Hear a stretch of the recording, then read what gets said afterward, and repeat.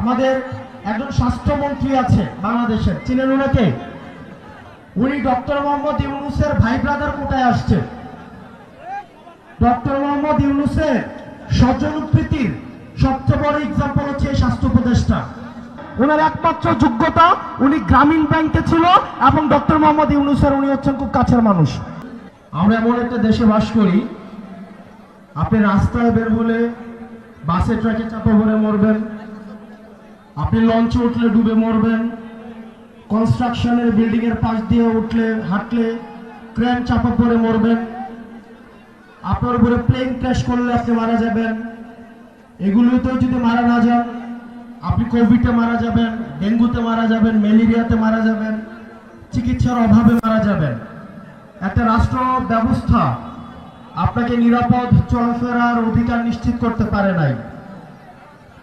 বাচ্চারা ক্লাস করছে, স্কুলে গিয়েছে, সেখানে হচ্ছে আমাদের দেশের বিমান বাহিনীর বিমান সেখানে প্র্যাকটিস করছে। প্র্যাকটিস, মানুষের জীবন বাংলাদেশের এস্টাবলিশমেন্টের কাছে হচ্ছে প্র্যাকটিসের বিষয়। এই যে অবহেলা,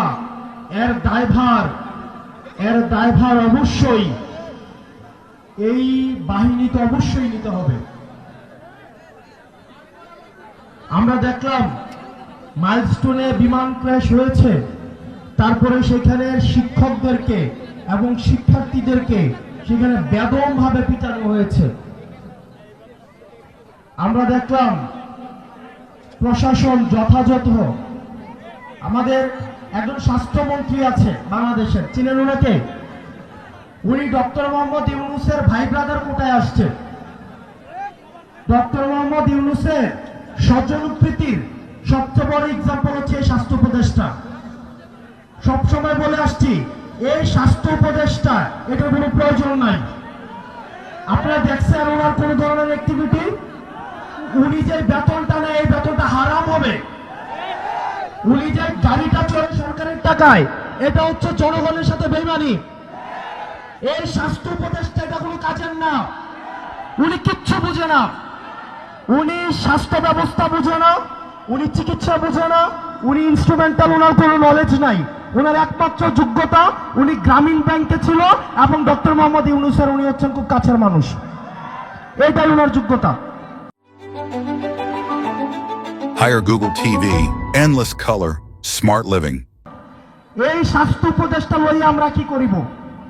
এবং দুঃখজনক বিষয়, উনি নিজে চিকিৎসা করাইতে সিঙ্গাপুর যায়। উনি চিকিৎসা করাইতে নিজে সিঙ্গাপুর যায়। এখন আমরা বললে তো হচ্ছে বিড়াল বেজার হয়, আমরা বললে রাগ হয়, রাগ। উনাকে নিয়ে একবার কথা বলছিলাম, এরপরে উনি আর আমাদের সাথে কোনো যোগাযোগ করে না। এই স্বাস্থ্য উপদেষ্টার অনীতি বিলম্বে এই জনগণের যে টাকা পয়সা নিয়ে উনি বেতন দিছে, সেগুলো রাষ্ট্র কোষাগারে জমা দিয়ে উনার অনীতি বিলম্বে পদত্যাগ করা উচিত। প্রিয় চাঁদপুরবাসী, আমরা অভ্যুত্থানের পরে রাষ্ট্রটাকে ঢেলে সাজাইতে চাইছিলাম, কিন্তু দুঃখজনক বিষয়, আমাদের স্বাস্থ্য ব্যবস্থাও আগের মতো, আমাদের আইন শৃঙ্খলা ব্যবস্থাও আগের মতো। আপনি দেখবেন আমাদের দেশের সিভিলিয়ানরা কখনোই হিরো হয় না, যার কারণে আমাদের এই যে মাহিরিন ম্যাডাম, যিনি এই মাইলস্টোন কলেজের 20 জন শিক্ষার্থীকে নিজে উনি উদ্ধার করেছেন, পরবর্তীতে উনি নিজের জীবন ওনার চলে গিয়েছে, উনি নিজে নিহত হয়েছেন। আমরা মাহিরিন ম্যাডামকে আমরা রাষ্ট্রীয়ভাবে আমরা যথাযথ মর্যাদা দিতে পারি নাই,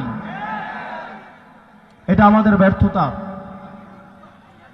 এই সরকারের কাছে অনেক প্রত্যাশা ছিল, প্রত্যাশার পারও দিন দিন কমছে। দিন শেষে আপনাদের কাছে আহ্বান জানাবো, দলমত নির্বিশেষে আমাদেরকে ফেসিবাদের বিপক্ষে আমাদেরকে অবস্থান নিতে হবে। আপনারা গতকাল দেখছেন লাশের উপর দিয়ে এই আওয়ামী ফেসিবাদ আবার তারা হচ্ছে রাজনীতি করার চেষ্টা করেছে। আমরা ফেসিবাদ বিরোধী রাজনৈতিক দলগুলো সুকাহত, যারা বাংলাদেশকে ধারণ করে আমরা সুকাহত, কিন্তু আওয়ামী লীগ যদি ফেরার চেষ্টা করে তাহলে এই শোক শক্তিতে পরিণত হয়ে এই আওয়ামী লীগের চ্যাপ্টার তো আমরা ক্লোজ করছি, ভবিষ্যতের উত্থানের যে কোনো সম্ভাবনাকে আমরা একদম নাই করে দিব। প্রিয় চাঁদপুরবাসী, আপনারা সজাগ থাকতে হবে, ফেসিবাদ বিরোধী রাজনৈতিক দলগুলোকে ঐক্যবদ্ধ থাকতে হবে। আমরা একসাথে একটা সুন্দর বাংলাদেশ বিনির্মাণ করব, যে বাংলাদেশে রাস্তায় বের হইলে আপনাকে দুর্ঘটনার সম্ভাবনা থাকবে না, যে বাংলাদেশে আপনার সুচিকিৎসার নিশ্চয়তা থাকবে, যে বাংলাদেশে আপনার বাচ্চা স্কুলে পাঠাইলে বিল্ডিং ভেঙে পড়বে, ওই আকাশ থেকে প্লেন ভেঙে পড়বে, এই ধরনের রাষ্ট্র ব্যবস্থা আমরা চাই না। এগুলো তদন্ত করা, সেগুলো বিবেচনা করুন, নিজেদের আবার পুনর্মূল্যায়ন করুন। আপনারা ভালো থাকবেন, সুস্থ থাকবেন, আমরা যেন এই জাতীয় শোককে আমরা কাটিয়ে উঠতে পারি। যারা নিহত হয়েছে তাদের আত্মার মাগফিরাত কামনা করছি, আল্লাহ তাদের জান্নাত নসিব করুক। যারা আহত হয়েছে, বাচ্চা বাচ্চা ছেলেরা 3 বছর 7 বছরের,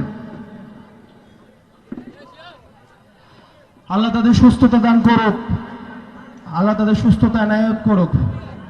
আল্লাহ আমাদের রাষ্ট্রীয় সংকটগুলোকে আল্লাহ আমাদের উত্তরণ করার তৌফিক দান করুক। আপনারা সবাই ভালো থাকবেন, সুস্থ থাকবেন, আমাদের সবার জন্য দোয়া করবেন। আমরা একসাথে একটা সুন্দর একটা বাংলাদেশ বিনির্মাণ করব। আসসালামু আলাইকুম ওয়া রাহমাতুল্লাহি ওয়া বারাকাতুহু।